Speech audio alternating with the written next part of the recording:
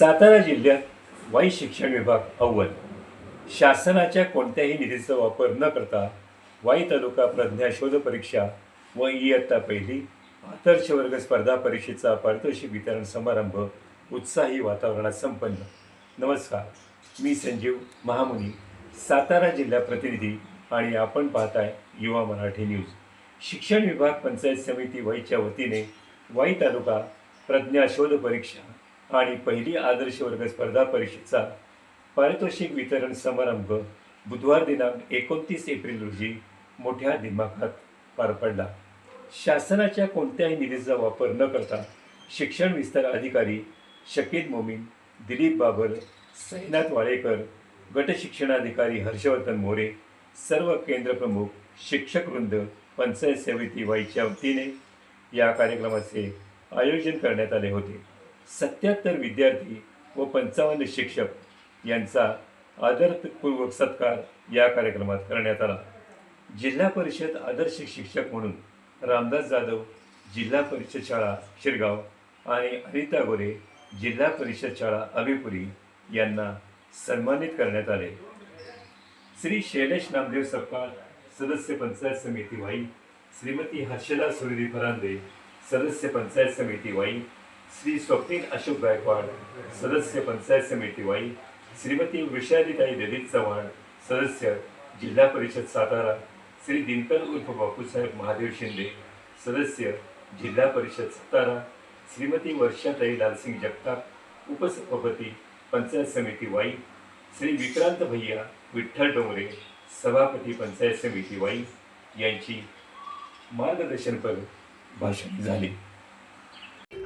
हे कर म्हणण्यापेक्षा मुलांना आपण हे करूया. अगदी खेळणी आवरायची असतील तरी चला मुलांना आपण पसारा आवरूया. 2 खेळणी तुम्ही उचलून जागेवर ठेवा, उरलेली 10 ते ठेवतात. पण आपण जागेवर बसून ओरडून किती सांगितलं हे कर रे नाही करत मुलं. वडिलांनी मुलाला सांगायचं हळू गाडी चालवायची बरं का, शिकताना जोरात नाही चालवायची बरं का, आणि स्वतः मात्र 4 शिव्या देत 80-100 गाड्या ओव्हरटेक करायच्या, संपला ना तिथेच. हा फरक असतो. त्याच्यामुळे संस्कार करणं आणि हा मी अवलंबलेला मार्ग आहे. मी बोलाची कडी आणि बोलाचा भात शक्यतो करत नाही, कारण मला माहित नाही ती मात्रा लागू पडेल की नाही. पण ही मात्रा मी स्वतः वापरलेली आहे. याचं फळ मी आता चाखतीये, खरोखर फळ चाखतीये म्हणेन, कारण माझी मुलं इतकी स्वतंत्र आहेत, मग ते अभ्यासाच्या बाबतीत असू देत किंवा घरच्या बाबतीत असू देत, की आज मी सतत बाहेर असून सुद्धा मला 1 मिनिट सुद्धा काळजी वाटत नाही की माझा मुलगा अभ्यास करत असेल का. कारण मुलांना तुम्ही लहानपणापासून निर्णय स्वातंत्र्य द्या. कारण या काळात जर त्यांनी चुकीचा निर्णय घेतला ना या वयात, तर त्याची भरपाई आपण सहज करू शकतो. तुम्ही त्यांना निर्णयच नाही घेऊ दिला आणि मोठं झाल्यानंतर जेव्हा मोठे निर्णय घ्यायची वेळ येते तेव्हा त्यांना काय निर्णय घ्यावा कळतच नाही, कारण त्यांना प्रोज आणि कॉन्सच माहीत नसतात निर्णय घ्यायचे. आणि मोठ्यापणी निर्णय घेतला तर त्याचे परिणाम कदाचित इरिव्हर्सिबल असतील. त्याच्यामुळे ह्या लहान काळात माझा मुलगा मला 10वीच्या पेपरच्या वेळेस म्हणायचा, मम्मा कंटाळा आला आणि पिक्चरला जाऊ का, अभ्यास झाला असेल तर जा, माझं काहीच म्हणणं नाही. तुझी 10वीची परीक्षा आहे म्हणून तू सतत पुस्तकात, आपण तरी करू शकू का होते, नाही करू शकत. तुम्ही मुलांकडून अपेक्षा ठेवताना सुद्धा जरा जमिनीवर पाय ठेवून ठेवावी अशी सर्व पालकांना विनंती. आणि जर मुलांच्या यशात तुम्हाला सिंहाचा वाटा हवा असेल ना, तर त्यांच्या अपयशात किमान खारीचा तरी वाटा उचलायची तयारी ठेवा बरं का. अपयशात मात्र तू जबाबदार, यशात मात्र आमच्यामुळे, हे नाही चालणार. मग त्यांना अपयश आलं तर आपलं कुठं चुकतंय हे आत्मपरीक्षण करायची सुद्धा तयारी हवी. म्हणून सर्व पालकांना विनंती की पुढची पिढी घडवायची असेल, तुम्ही चायना जपानला जावा, पराकोटीची शिस्त हो तिकडे. उगीच ते देश जागतिक ह्याच्यात 1 नंबरला नाहीये. पराकोटीची शिस्त म्हणजे तिथं कचरा टाकणं म्हणजे अक्षम्य गुन्हा असल्यासारखं लोक वागतात. पंचायत समितीला संधी दिली, पंचायत समितीला संधी दिली, मी निवडून आलो. अतिशय चांगल्या पद्धतीने इथं काम चालू होते. त्यानंतर 19-20ला मला उपसभापती म्हणून संधी दिली. मी हे का सांगतोय की तेव्हापासून मी जो आपल्या पंचायत समितीचा जो आलेख बघत आहे शिक्षण विभागाचा, तो चढत्या क्रमाचा आहे. आणि आज मगाशी तुम्ही जे सांगितलं की राज्यावर सुद्धा आपल्या पंचायत समितीतील विद्यार्थी म्हणजे असे भरघोस जय मिळवलेले तसेच जिल्हास्तरीय सुद्धा ठिकाणी सुद्धा अतिशय चांगल्या पद्धतीने म्हणजे अतिशय म्हणजे खेळ असतील किंवा शालेय स्पर्धा असतील, वक्तृत्व असतील का अशा अनेक स्पर्धा आपल्या शिक्षण विभागाचं अतिशय चांगल्या पद्धतीनं नाव झालेलं आहे. आज मी म्हणजे काल मुद्दाम मी सीओ मॅडमला भेटायला गेलो होतो तसंच आहे. त्या ठिकाणी त्यांना भेटलो, बुके वगैरे दिला, पहिलीच भेट आमची निवडणूक झाल्यापासून. तर त्यांच्या चर्चेतून सुद्धा आलं की वाई पंचायत समितीचं काम अतिशय चांगल्या पद्धतीचं आहे, गुणवंत विद्यार्थी आहे, शिक्षण विभागाचं अतिशय चांगलं आहे.